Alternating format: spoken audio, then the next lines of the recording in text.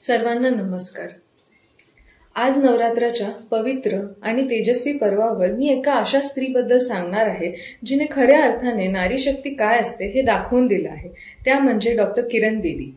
Doctor Kiran Bedi या भारताच्या पहिल्या महिला IPS अधिकारी होत्या। 1972 साली जेव्हा पोलीस सेवा ही पूर्णपणे पुरुषप्रधान होती तेव्हा त्यांनी ही वाट निवडली। हीच त्यांच्या धाडसाची आणि जिद्दीची सुरुवात होती। त्यांनी दिल्लीमध्ये देखील ट्रॅफिक पोलीस म्हणून त्या गोष्टीचं काटेकोर पद्धतीने पालन केलं। एक प्रसंग तर खूप प्रसिद्ध आहे। त्यांनी स्वतःच्या कर्तव्यनिष्ठेमुळे तत्कालीन पंतप्रधान इंदिरा गांधी यांच्या गाडीला देखील दंड केला। किती निडर आणि प्रामाणिक अधिकारी नाही का?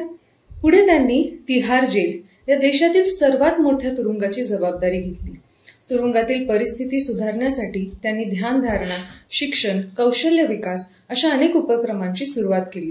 कैद्यांच्या आयुष्यात खऱ्या अर्थाने बदल घडवणं हेच त्यांचं ध्येय होतं। किरण बेदी या फक्त अधिकारीच नाही तर त्या राष्ट्रीय टेनिस चॅम्पियन होत्या। त्यांनी 1970 मध्ये आशियाई टेनिस स्पर्धेत भारताचं प्रतिनिधित्व देखील केलं होतं। त्यांनी PhD ही केली आहे आणि आय डेअर हे त्यांचं आत्मचरित्र अनेक तरुण तरुणींना प्रेरणा देतं।